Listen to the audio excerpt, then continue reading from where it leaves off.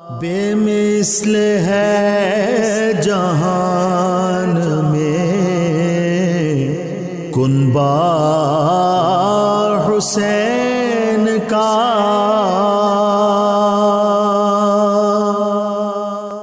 بسم اللہ الرحمن الرحیم۔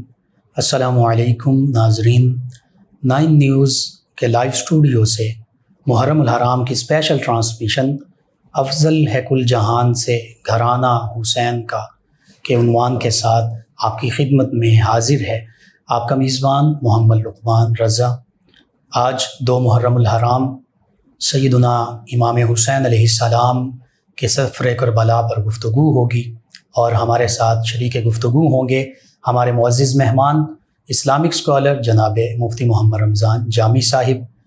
سیدنا امام حسین علیہ السلام کا مقام اور آپ کا گھرانہ وراء الورا، نبی محتشم صلی اللہ تعالی علیہ وآلہ وسلم نے سیدنا امام حسن و حسین علیہ السلام دونوں شہزادوں کو جنتی نوجوانوں کا سردار فرمایا، اور یوں ہی آپ کی بارگاہ میں ہدیہ عقیدت پیش کیا گیا کہ شاہ است حسین پادشاہ است حسین، دیں است حسین دیں پناہ است حسین، سرداد نہ داد دست در دست یزید، حقہ کے بنائے لا الہ است حسین۔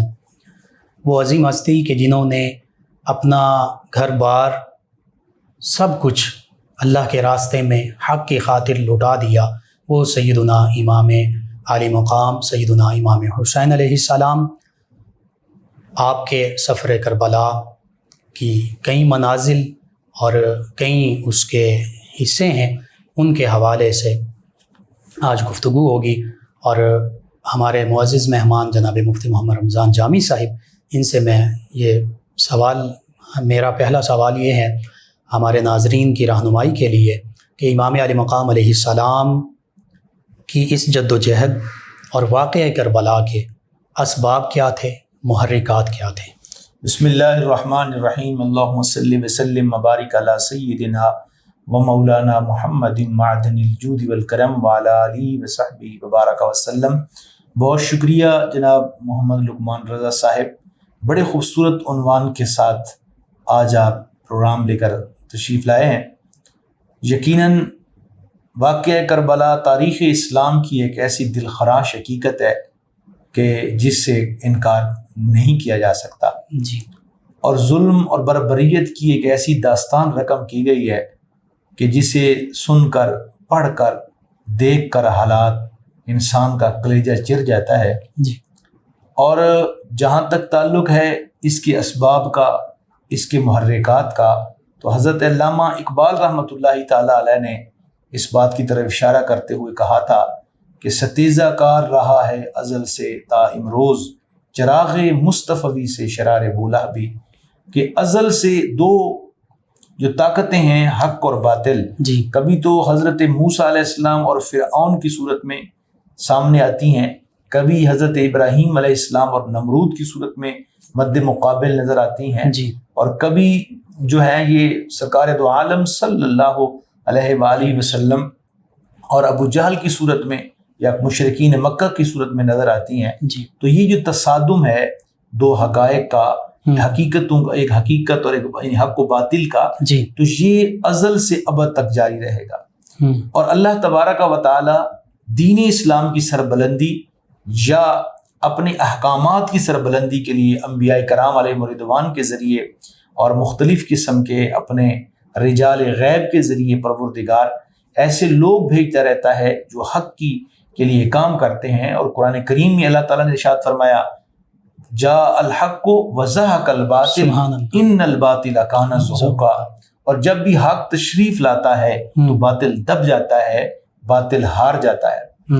تو حضرت سیدنا امام علی مقام حضرت امام حسین رضی اللہ تعالی عنہ کی جو داستان ہے، اگر ہم اس کو بھی دیکھیں تو در حقیقت یہ بھی ایک وہ حقیقت ہے کہ جو اسلام کے اندر ایک ایسی سازش پنپ رہی تھی جس کا کلا کما ضروری تھا، تو اللہ تبارک و تعالیٰ نے یہ کلا کما حضور کے خون کے ذریعے ہی اللہ تبارک و تعالیٰ نے ان کے مقدر میں رکھا۔ سبحان اللہ، اور یہ عزم و ہمت کی لازوال داستان ہے۔ جی اس کی بنیادی جو وجہ ہے وہ یہ ہے کہ جو امام الانبیاء صلی اللہ علیہ وآلہ وسلم نے اپنے صحابہ کرام کی جو تربیت فرمائی، جی قرآن اور سنت کی روشنی میں خلافت راشدہ کی صورت میں جو ایک عملی نظام رائج ہوا، حضرت امام حسین وہ عظیم ہستی ہیں کہ جنہوں نے اس نظام کو اپنی آنکھوں سے دیکھا۔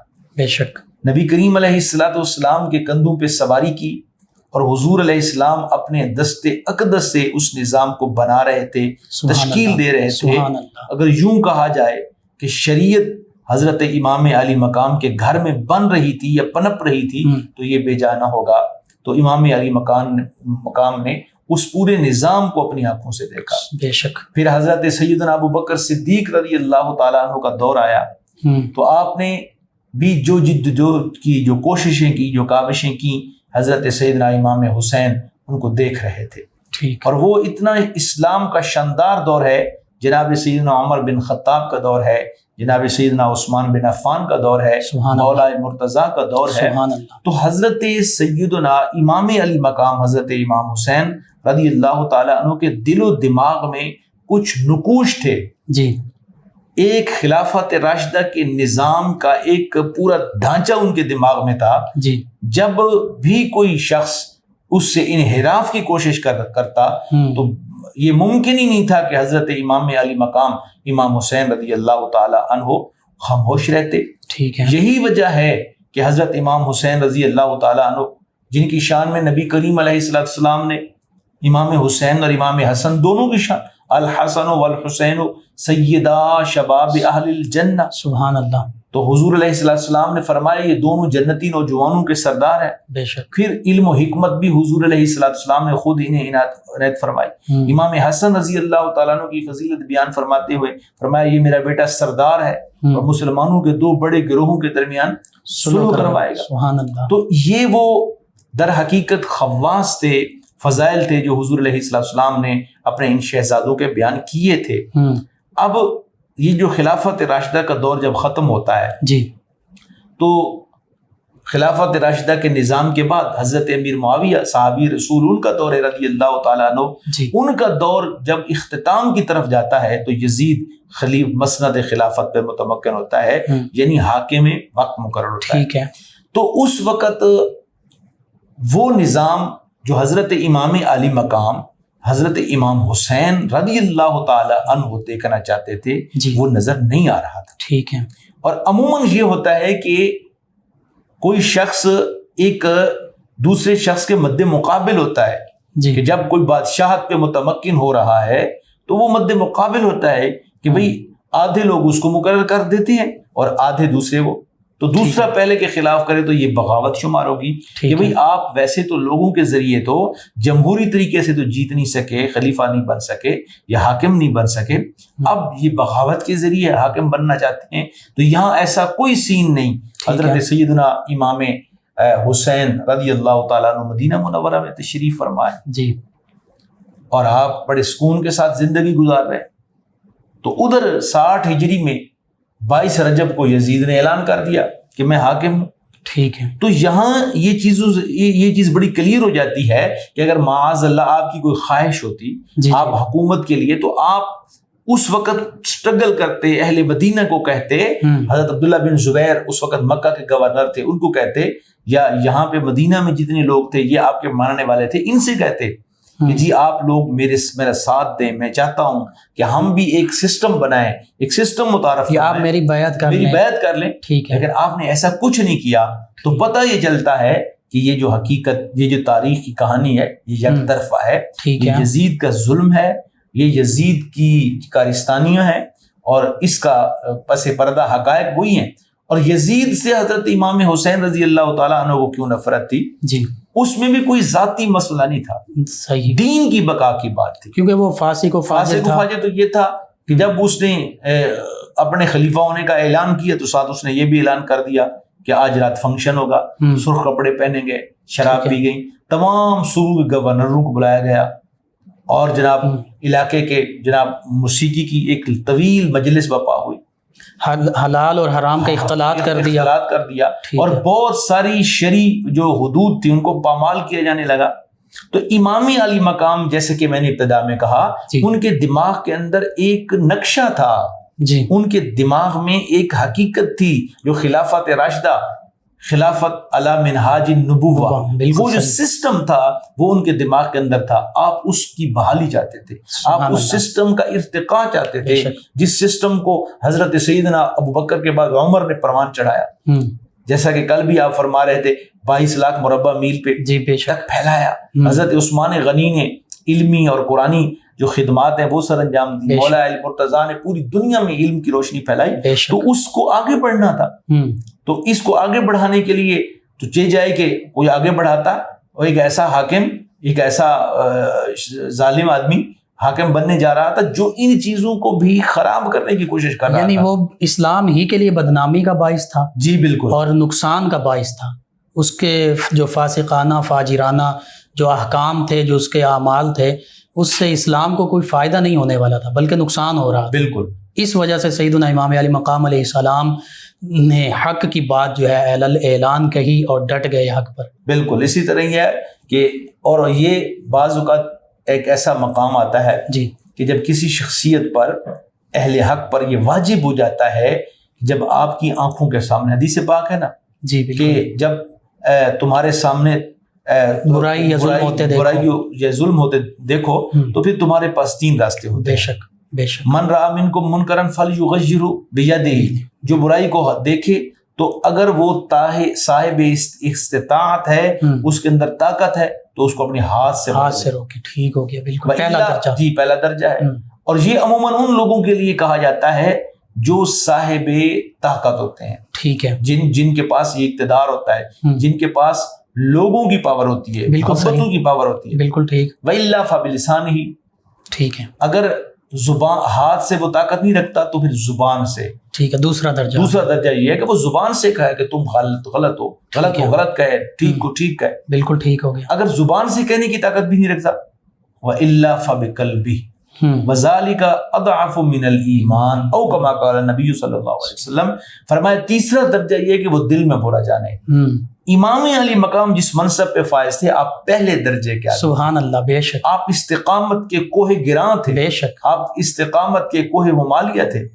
بے شک۔ تو اس لیے آپ نے جو ہے یہ فیصلہ کیا، اور آپ نے عزیمت کو اختیار نہیں کیا، استقامت کو اختیار کیا۔ ٹھیک، آپ نے رخصت کو اختیار نہیں کیا۔ جی رخصت کو اختیار نہیں کیا، سوری، آپ نے راہ حقیقت کو اختیار کیا، آپ نے ایک استقامت کو اختیار کیا، عزم و ہمت کے راستے پر چلے، عزم و ہمت کے، عزیمت کو جو ہے نا وہ اختیار کر اور کے۔ چونکہ اس میں وہ کوفیوں کے خطوط وہ بھی ایک اب بن چکے ہیں کہ اگر ان خطوط کا جواب نہیں دیا جاتا تو پھر کل روز محشر بھی۔ بالکل، دیکھیے میں کوفیوں کے خطوط کی طرف بھی آتا ہوں، جی، لیکن جس وقت یزید حاکم مقرر ہوتا ہے، جی جی، اس نے لیٹر لکھا ولید بن عقبہ کو، جو اس وقت گورنر مدینہ تھے، مدینہ، کہ آپ سب سے پہلا کام یہ کریں کہ امام حسین رضی اللہ تعالیٰ عنہ سے بیعت لیں۔ ٹھیک، بیعت کا معنی یہ ہوتا تھا اس دور میں کہ آپ مجھے بحیثیت حاکم و تسلیم کر لیں، آپ کے ذریعے کر لیں۔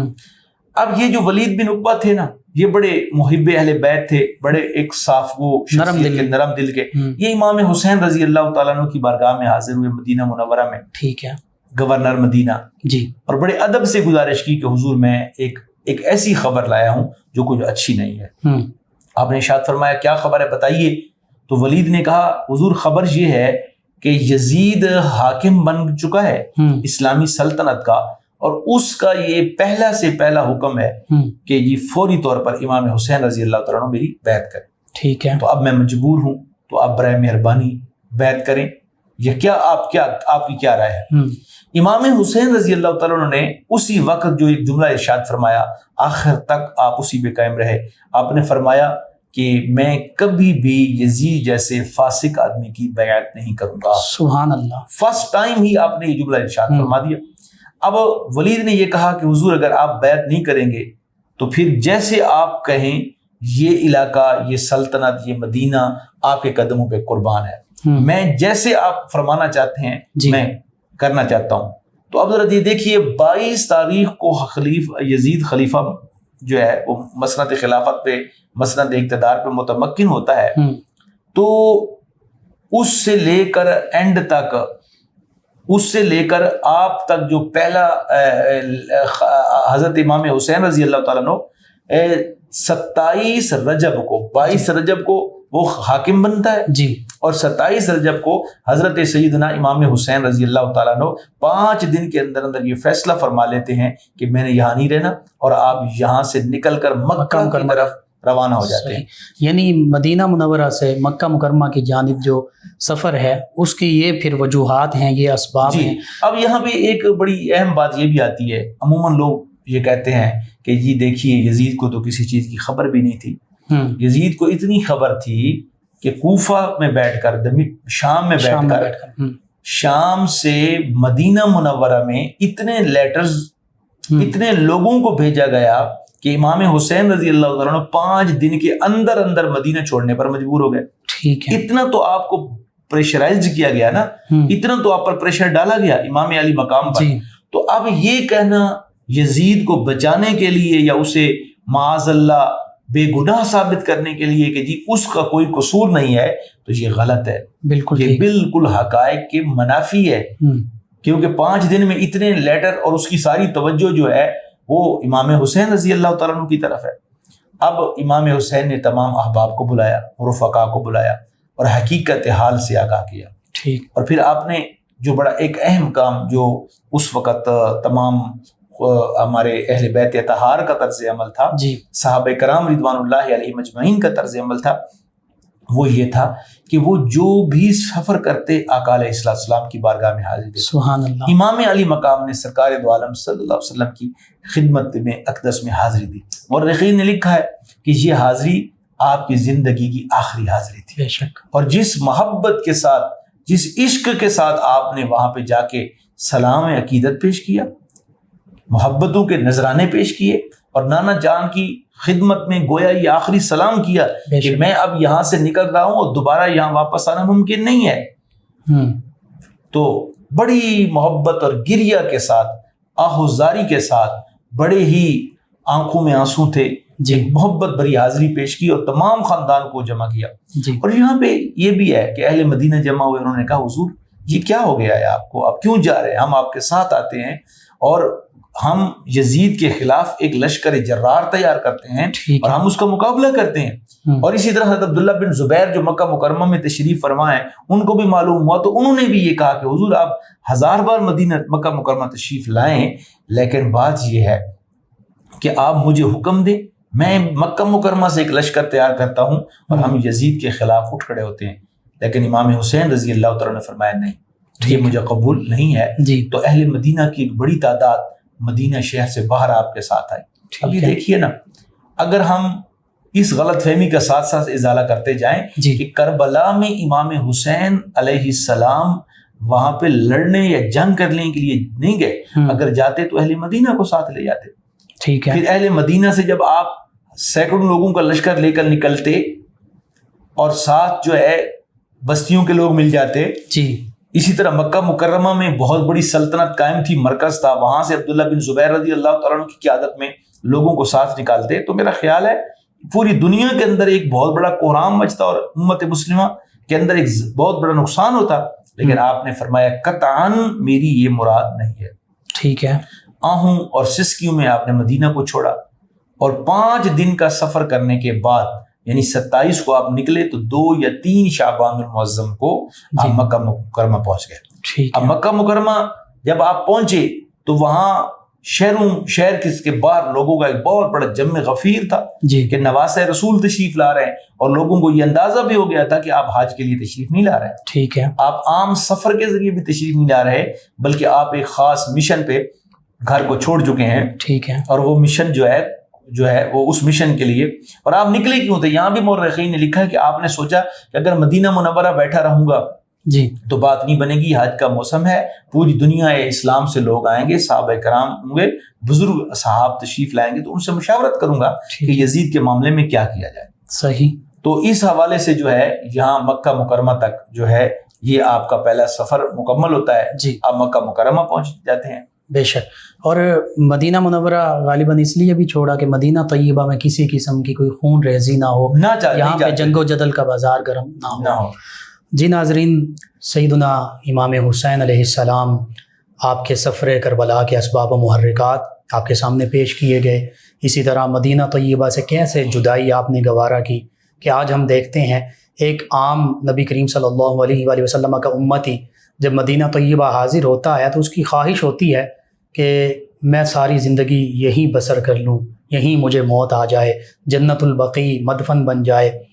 تو نبی رحمت صلی اللہ علیہ وآلہ وسلم کے پیارے نواسے ان کا عالم کیا ہوگا کہ جب وہ مدینہ طیبہ سے رخصت ہو رہے ہوں گے. جی ناظرین، ایک بریک کی جانب بڑھتے ہیں، بریک کے بعد دوبارہ آپ کی خدمت میں حاضر ہوتے ہیں. بے مثل ہے جہان میں کنبہ حسین کا.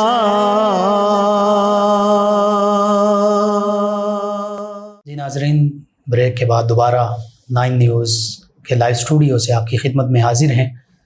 افضل ہے کل جہان میں گھرانہ حسین کا کے عنوان کے ساتھ محرم الحرام کی اسپیشل ٹرانسمیشن آپ کی خدمت میں پیش کی جا رہی ہیں. آج 2 محرم الحرام سفر کربلا کی تفصیلات جو ہیں وہ آپ کے گوش گزار ہو رہی ہیں. ہمارے ساتھ شریک گفتگو ہیں ہمارے معزز مہمان جناب مفتی محمد رمضان جامی صاحب، اور مکہ المکرمہ سیدنا امام علی مقام علیہ السلام تشریف لے آتے ہیں. پھر مکہ المکرمہ میں کیا حالات پیش آئے، صحابہ کرام علیہم رضوان کے ساتھ کیا گفتگو ہوئی، کیا مشورے ہوئے، اور پھر امام علی مقام علیہ السلام نے کیسے نمائندے کے طور پر سیدنا امام مسلم بن عقیل علیہ السلام کو کوفہ کی جانب روانہ فرمایا. اس پر تفصیلی گفتگو فرمائیں گے ہمارے معزز مہمان جناب مفتی محمد رمضان جامی صاحب.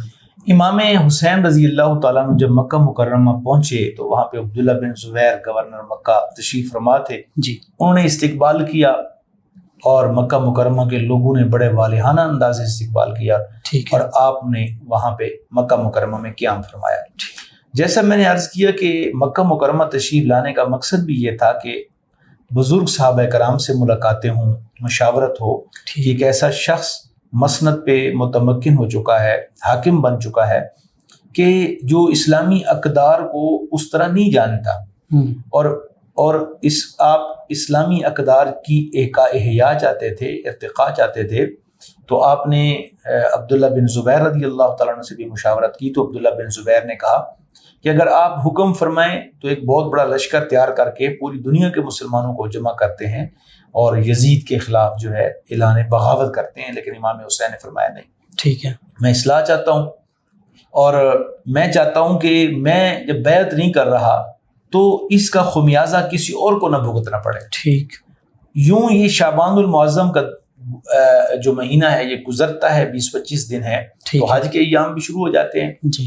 تو 10 رمضان المبارک کو حضرت امام علی مقام کو خط آنا کوفیوں کے شروع ہو گئے. ٹھیک. کہ کوفی بھی یزید کے اس جو سسٹم تھا اس سے بیزار ہوتے نظر آئے. ٹھیک ہے. انہوں نے خطوط میں لکھا، اور یہ خطوط کا جب سلسلہ شروع ہوا تو 5 دن کے اندر ہزاروں خطوط پہنچ گئے. ٹھیک. ایک ایک گھر سے سینکڑوں خطوط، 12,000 18,000 30,000 تک 36,000 تک کی روایات بھی موجود ہیں، 30,000 کی روایات موجود ہیں. بالکل ٹھیک. تو بہرحال ایک طویل، ہم یوں کہہ سکتے ہیں کہ بہت کافی مقدار میں خطوط، کثیر تعداد میں ہم کہہ سکتے ہیں. ٹھیک ہے.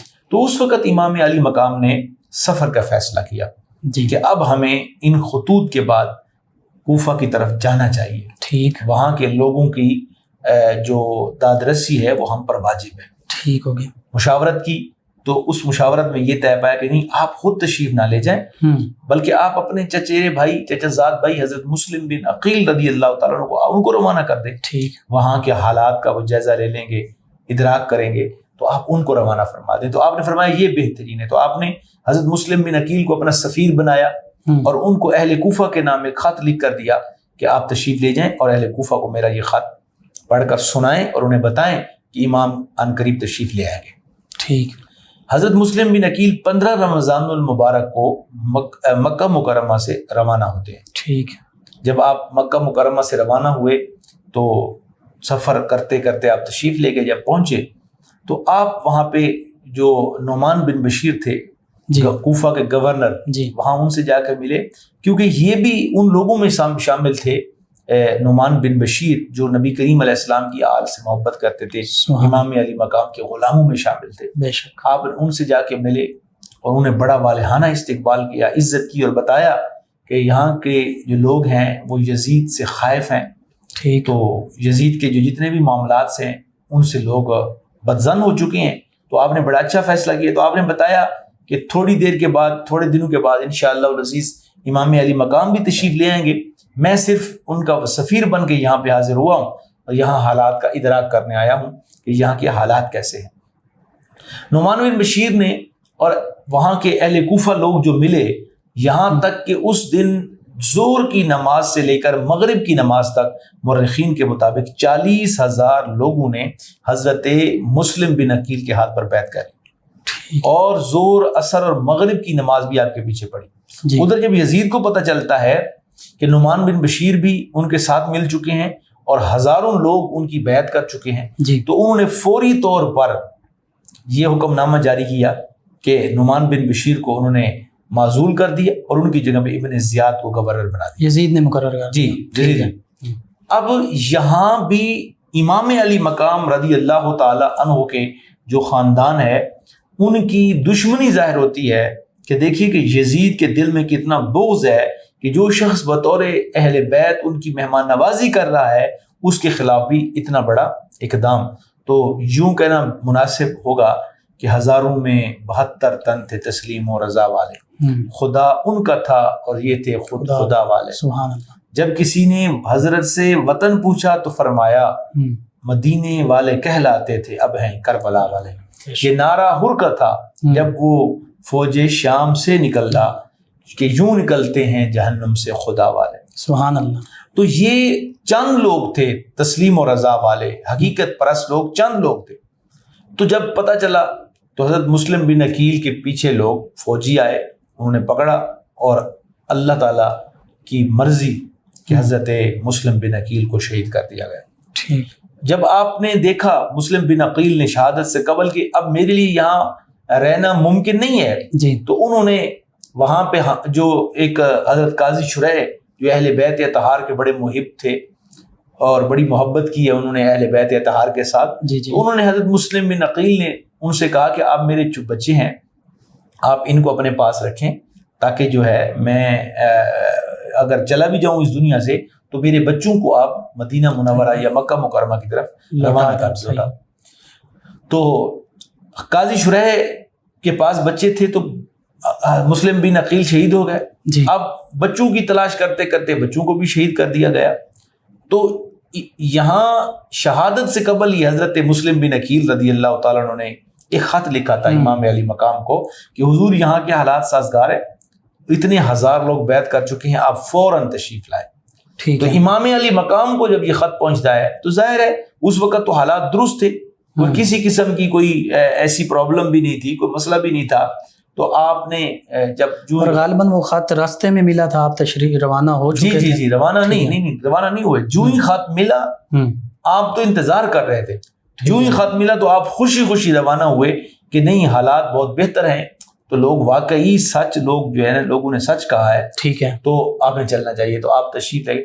تو جب خط ملا آپ کو تو اس وقت دیکھیے نا ذرا کہ 8 ذوالحجہ ہے، جی، یہ بڑا ایک اہم حج کے ایام ہے، تو مطلب شوال گزر چکا ہے، ذیقعد گزر چکا ہے، یہ بہت سے مہینے گزر چکے ہیں۔ بالکل۔ امام علی مقام امام حسین رضی اللہ تعالیٰ عنہ نے اس وقت اگر آپ کے دل میں خلافت یا آپ کے دل میں حکومت کا کسی قسم کا کوئی لالچ ہوتا تو معاذ اللہ استغفر اللہ، تو آپ وہیں پہ رہتے اور دنیا بھر کے حجاج صحابہ کرام بزرگان دین ان کو کہتے کہ آپ رکیے یہاں پہ اور میری بیعت کر لیجئے، لیکن آپ نے کچھ بھی نہیں کیا۔ یہ چیزیں بتاتی ہیں کہ اس معاملے میں آپ اللہ تبارک و تعالیٰ کے عین حکم کے مطابق چل رہے تھے، اور یزید بالکل ظالم اور ایک غلط راستے پہ چل رہا تھا۔ ٹھیک ہے۔ تو آپ نے 8 ہجری کو وہاں سے 8 تاریخ کو 8 ذی الحجہ کو آپ روانہ ہوئے۔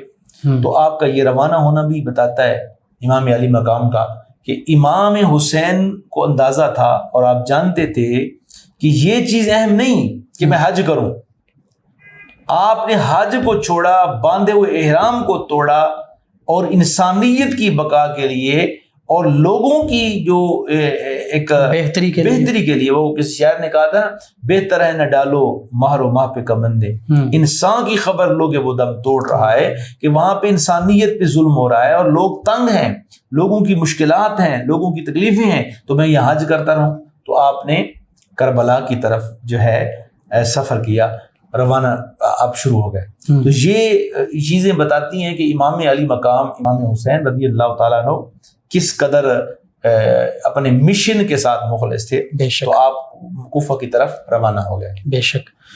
جی ناظرین، سفر کربلا، مدینہ طیبہ سے مکہ مکرمہ تشریف آوری، مکہ مکرمہ سے پھر کربلا کی جانب تشریف آوری، سیدنا امام علی مقام سیدنا امام حسین علیہ السلام کی حق پر ڈٹ جانے کو ظاہر کرتی ہے، حق پر قائم ہونے کو ظاہر کرتی ہے، اور انسانیت کے لیے آپ نے اتنی بڑی قربانی دی کہ اپنا گھرانہ جو ہے اور کائنات کا افضل ترین گھرانہ جو ہے وہ اللہ کے راستے میں قربان کر دیا۔ آخر میں اپنے معزز مہمان جناب مفتی محمد رمضان جامی صاحب سے ملتمس ہوں کہ اللہ کی بارگاہ میں دعا کے لیے ہاتھ اٹھا دیجیے۔ آمین۔ اللہم صلی علی سیدنا و مولانا محمد مبارک وسلم۔ ربنا تقبل منا انک انت السمیع العلیم وتب علینا انک انت التواب الرحیم۔ یا رب العالمین، یہ عشرہ، یہ مہینہ انتہائی بابرکت مہینہ ہے۔ امام علی مقام امام حسین رضی اللہ تعالیٰ عنہ آپ کی شہادت کا مہینہ ہے۔ میرے پاک پروردگار ہماری اس عقیدت کو قبول و منظور فرما۔ اس خوبصورت ٹرانسمیشن افضل ہے کل جہاں سے گھرانہ حسین کا، اس ٹرانسمیشن کو قبول و منظور فرما۔ مولا قدوس امام علی مقام کی سیرت پہ عمل پیرا ہونے کی توفیق عطا فرما، ان کی سیرت کے مطابق زندگی بسر کرنے کی توفیق عطا فرما۔ یا اللہ، یہاں پہ 9 نیوز چینل کی جتنے بھی احباب ہیں سب پر اپنی رحمتیں، اپنا کرم، اپنا فضل شامل حال فرما۔ صلی اللہ تعالیٰ علی خیر خلقہ محمد وعلی آلہ۔ جی ناظرین، آج 2 محرم الحرام کی اسپیشل ٹرانسمیشن افضل ہے کل جہان سے گھرانہ حسین کا اختتام پذیر ہوتی ہیں۔ انشاءاللہ کل دوبارہ آپ کی خدمت میں حاضر ہوں گے۔ آخر میں ایک منقبت آپ کی سماعتوں کی نظر کرتے ہیں۔ اللہ نگہبان۔ بے مثل ہے جہان میں کنبہ حسین کا،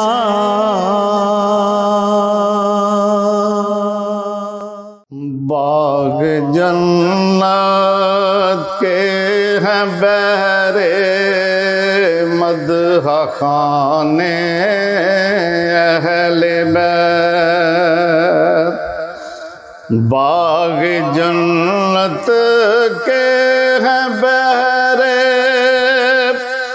مدح خانے اہل بیت، تم کو مژدہ نار کا ہے دشمنان اہل بیت، تم کو مژدہ نار کا ہے دشمنان اہل بیت، ان کی پاکی کا خدا پاک کرتا